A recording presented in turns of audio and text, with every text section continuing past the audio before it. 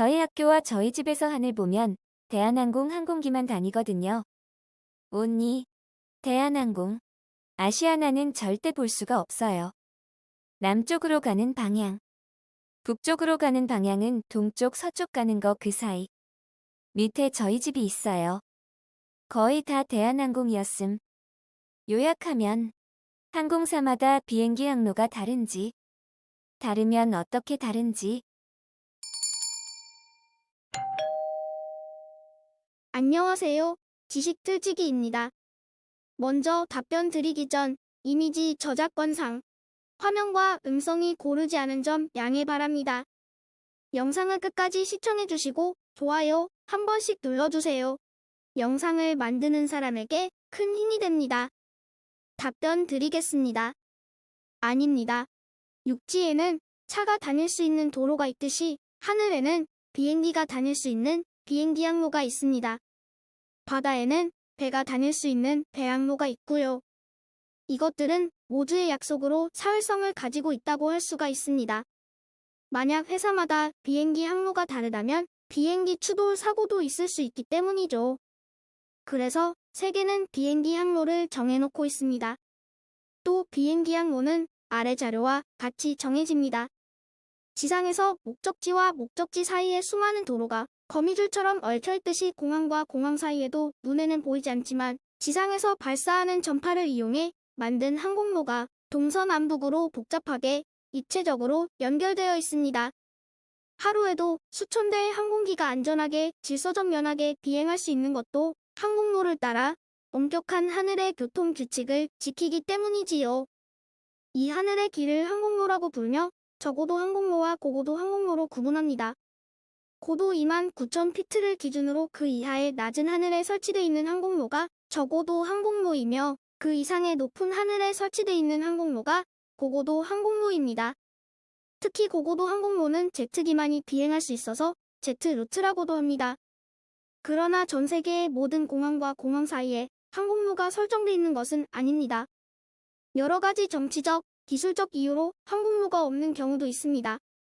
광복 직후부터 항공로가 없던 김포공항과 북경공항은 1994년도 12월 21일에 직행 항공로가 처음으로 생겨 1시간 30여 분 남짓하면 북경에 도달할 수 있게 되었습니다.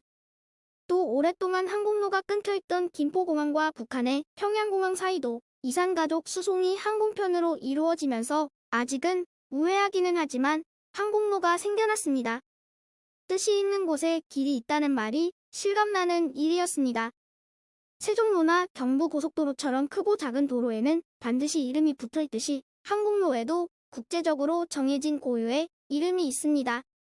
국내선 항공로에는 호텔 줄리엣, 빅터, 위스키의 머리 글자를 딴 H, J, V, W의 1번부터 99번까지의 공로 번호를 붙여서 검교부 장관이 항공로의 이름을 부여하도록 돼 있습니다.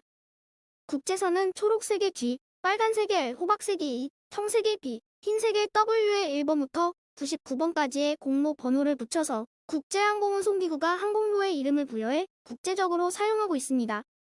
도로는 두 지점 사이를 연결하는 선과 일정한 폭을 가진 면으로 구성되어 있으나 대부분 단층 구조입니다. 고가도로처럼 2층 구조로 되어 있는 도로는 보통 도로에 비해 보기 드문 일이지요.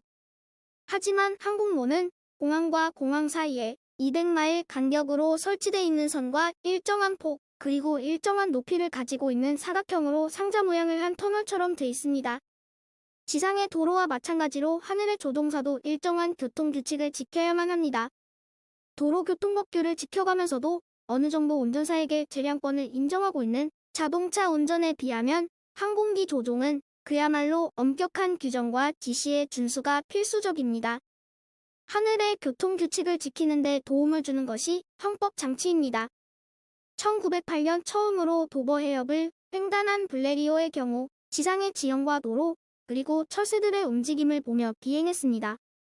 항공사상 항법 시스템이 처음 도입된 것은 찰스 린드버그가 대서양 단독 횡단 비행에 성공한 1927년의 일입니다.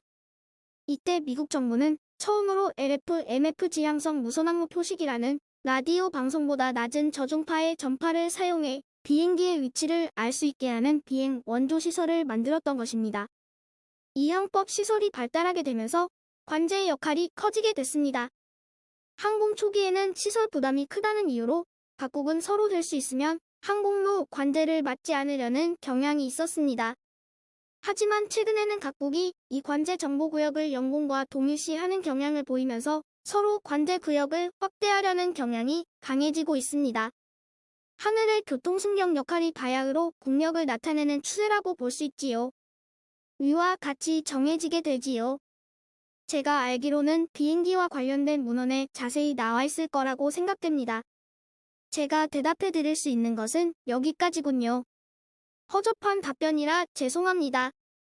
지금까지 지식틀찍이었습니다. 다음 영상은 더욱 호기심 많은 질문들로 업데이트될 예정입니다. 구독하시면 일상생활에서 가끔 궁금한 질문들이 함께할 것입니다. 지식과 상식 얻어가세요.